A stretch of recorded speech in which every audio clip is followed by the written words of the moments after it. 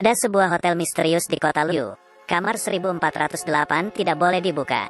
Kamar ini dibuka dari tahun 1912 sejak hotel didirikan. Total ada 56 orang yang meninggal, bunuh diri dengan melompat, atau menggantung diri. Tidak ada yang tahu apa yang terjadi di kamar 1408. Untuk mencegah banyak tragedi, hotel memutuskan untuk menutup kamar ini. Tetapi ada seorang penulis yang menulis cerita hantu. Dia telah mengunjungi rumah-rumah berhantu di seluruh negeri, tapi tidak pernah melihat hantu. Dia tidak percaya dengan hantu. Mendengar kamar hotel ini, dia segera ke hotel itu dan check-in di meja resepsionis.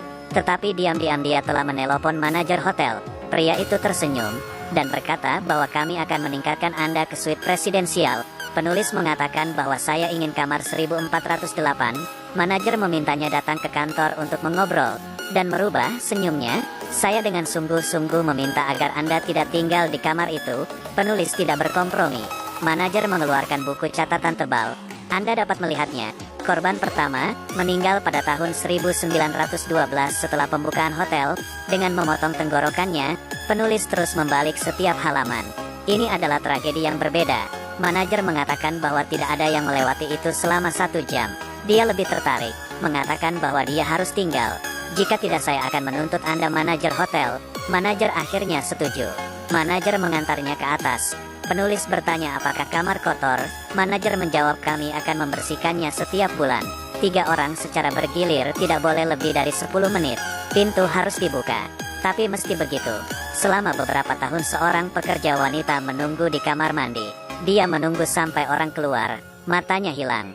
Sampai di lantai 14, manajer memperingatkan penulis untuk tidak masuk kamar itu.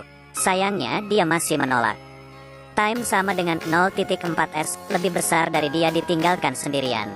Dia mulai berjalan menuju 1408 dan membuka buku catatan sambil melihat gambar-gambar di masa lalu.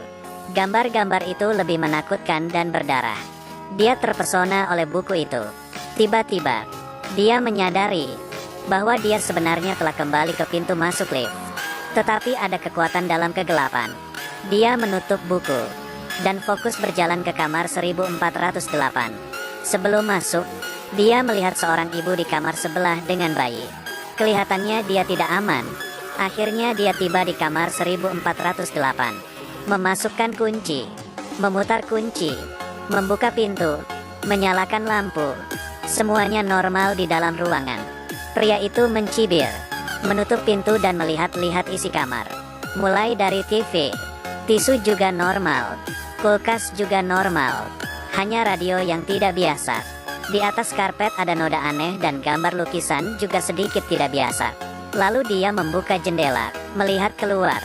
Di luar tampak normal. Tiba-tiba, radio berdering dengan sendirinya. Membuatnya kaget. Pria itu membalikan kepalanya dan melihat. Sialnya, tempat tidurnya ada kotoran. Ia merasa ada seseorang di kamar itu. Jadi dia harus waspada. Tidak ada seorang pun di mana-mana. Dan saat ini dia menemukan bahwa tisu toilet di kamar mandi benar-benar menghadap ke mahkota. Dan udara semakin panas dan panas. Dan menemukan bahwa AC rusak. Jadi dia menelpon resepsionis untuk meminta mereka memanggil pekerja pemeliharaan untuk datang. Mereka setuju. Pada saat ini, pria itu penasaran dan mematikan lampu, memegang sinar ultraviolet. Seluruh ruangan benar-benar penuh dengan noda darah. Nyalakan lampu, dia menemukan ada yang aneh dengan lukisan.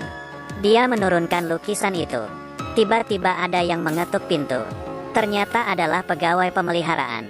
Dia membuka pintu, tapi petugas itu enggan masuk ke dalam. Dia bilang, saya akan mengajari Anda. Caranya, pria itu akhirnya memperbaiki AC sesuai dengan instruksinya. Kemudian dia berbalik, petugas pemeliharaan menghilang. Dia menutup pintu, tiba-tiba menemukan bahwa dia tidak dapat mendengarnya. Mencoba mendengar suara di luar jendela, telinganya benar-benar tidak dapat mendengar suara. Saat dia kembali, tiba-tiba jendela tertutup sendiri. Tangannya terjepit, dia menjerit kesakitan dan mencoba melepas jarinya. Tangannya mulai berdarah. Dia pergi ke kamar mandi, menghidupkan keran untuk membasuh jarinya. Tiba-tiba air keran menjadi panas. Dia ketakutan, pergi keluar, menelpon resepsionis. Dia mengatakan, saya ingin ganti kamar. Tetapi mereka tidak menjawab pertanyaan itu. Dia mulai berkomentar dengan pelayanan hotel itu. Dia marah, tetapi pihak lain mengatakan bahwa sikap ini tidak baik. Kemudian telepon menjadi rusak. Pria itu benar-benar takut. Dia mencoba membuka pintu tapi tidak berhasil, kunci tidak berhasil. Dia menggedor-gedor pintu itu, dia mencoba mengintip keluar. Ada sebuah mata yang menatapnya. Dia cepat menjauhi pintu itu, menghampiri jendela kamar, mengeluarkan badannya, berteriak minta tolong. Tiba-tiba dia melihat, di seberang kamar ada satu kamar menyala. Di dalamnya ada seorang pria, dia mencoba memanggilnya. Orang itu sepertinya melihatnya, perlahan berdiri. Pria itu melambaikan tangannya untuk meminta bantuan. Dia mengatakan ada yang tidak beres. Orang di seberang mengikutinya. Melihat tindakannya dia sadar. Dia menyadari bahwa dia tidak meniru dia, tapi mengikutinya. Lalu dia mengambil lampu dari sisi dan mengambilnya. Orang di seberang juga sama. Orang lain itu ternyata dirinya sendiri. Dan yang lebih menakutkan, ada orang lain di belakang orang itu, memukul kepalanya. Bahwa orang yang sama muncul juga di tempatnya. Es lebih besar dari tetapi dia hanya menderita sedikit dan dengan cepat. Pria itu membawa lampu tempat tidur, melemparnya ke bawah. Tetapi lampu menghilang di udara. Dia sangat khawatir. Dia berusaha mati-matian untuk mengatakan pada dirinya sendiri semua adalah halusinasi. Lebih banyak halusinasi muncul. Hantu yang meninggal di hotel ini muncul, memanjat keluar jendela dan melompat. Satu orang, dua orang. Tampak untuk mengingatkannya apa yang harus dilakukan. Pria itu tidak mau berkompromi. Dia memeriksa denah hotel, menemukan bahwa ada jendela di kamar 11.408. Dia bisa mencoba cara ini. Baru 9 langkah. Dia bisa mencobanya lewat jendela 1408. Menurunkan kaki, dengan hati-hati merayap keluar jendela, dan mengatakan pada diri saya sendiri bahwa itu hanya 18 langkah. Dia tidak berani melihat ke bawah. Dia hanya bisa bergerak di atap yang sempit, dan menempel di dinding. 1 langkah, 2 langkah, 3 langkah. Angin di lantai 14 sangat kuat. Di langkah ke-9, dia tidak bisa menyentuh jendela. Tiba-tiba dia melihat tidak ada jendela di depannya. Hanya ada dinding yang tak berujung. Dia akhirnya kembali. Tidak mudah kembali ke kamar 1408. Jendela tertutup sendiri. Dia bangkit dan memeriksa kembali denah kamar. Semua telah berubah. Hanya ada satu kamar 1408. Dia kembali mengintip. Di luar hanya ada tembok. Jendela berubah menjadi tembok. 1408 sudah jadi ruang rahasia. Suhu AC turun. Untungnya, sinyal bisa connect ke wifi. Dia buru-buru login dan menghubungi mantan istrinya. Setelah video itu, air mulai menyembur ruangan, merusak listrik, komputer menjadi rusak. Harapan terakhir hilang. Tidak bisa menelepon.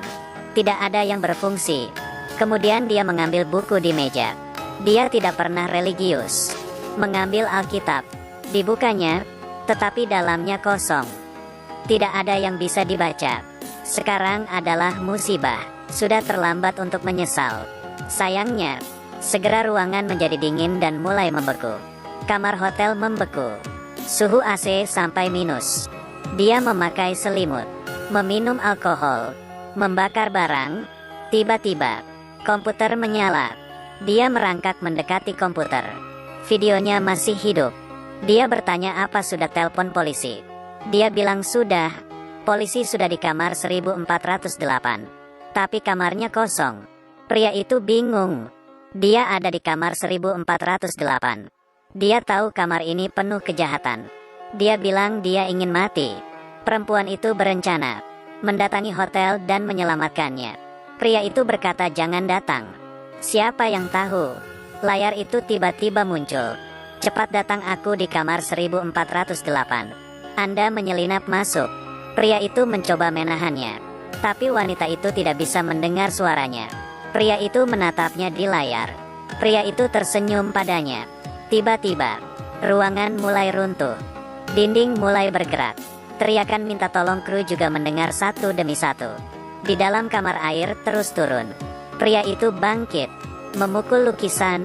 Air mengalir keluar dari lukisan dan membanjiri ruangan. Pria itu berangsur-angsur kehilangan kesadaran. Akhirnya dia tersadar. Dia ada di rumah sakit. Semua orang sangat gembira. Pria itu merasa tenang. Segala sesuatu tentang 1408 hanyalah mimpi buruk. Pernahkah mereka mendengar tentang hotel itu? Perempuan itu menjawab tidak. Jadi itu hanya mimpi. Kehidupan pria yang kembali ke jalurnya. Dia mengesampingkan kematian putrinya, mengambil inisiatif untuk kembali dengan mantan istrinya. Pengalaman 1408 ditulisnya menjadi sebuah buku. Dia membawanya ke penerbit. Di kantor pos, tiba-tiba dia menemukan bahwa petugas kantor pos adalah petugas hotel. Kemudian terjadi hal yang luar biasa. Semua orang di kantor Airpos sibuk menghancurkan tembok. Ada tulisan di dinding. Ini adalah kamar 1408. Ternyata, semua orang tidak pernah meninggalkan ruangan. Saat ini, ruangan telah menjadi reruntuhan yang terbakar. Putrinya yang sudah meninggal muncul. Dia meneteskan air mata dan memeluknya erat. Tidak lama, putrinya kembali mati. Pria itu tidak bisa terima. Kenapa putrinya harus mati 2 kali? Pria itu menghancurkan barang-barang di ruangan yang begitu kejam. Kemudian, penghitung waktu berakhir. Dia bertahan selama 1 jam. Kamar itu kembali seperti semula. Telepon berdering. Pria itu mengangkatnya. Ada suara di telepon. Berkata bahwa jam ini akan memulai kembali putaran tak terbatas. Tapi Anda juga bisa memilih layanan check out kilat. Melihat sebuah tali yang diikat, membujuknya untuk bunuh diri. Suara di telepon juga mengatakan istrinya akan datang dalam 5 menit. Pria itu marah. Bahkan jika dia meninggal, dia akan merusak ruangan ini. Pria menghabiskan seluruh hidupnya melarikan diri. Setelah anak perempuannya meninggal, dia melarikan diri dari kenyataan. Ayahnya sudah tua di panti jompo. Dia membakar kamar dan berniat membakar dirinya. Di lantai bawah, staf hotel semua diusir karena kebakaran. Mereka melihat api berasal dari kamar 1408. Membakar habis. Dia di atas bertekad.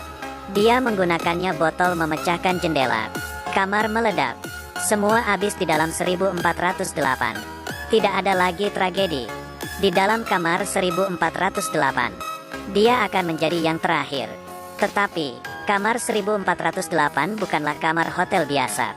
Kamar hotel sebenarnya melambangkan hati seseorang.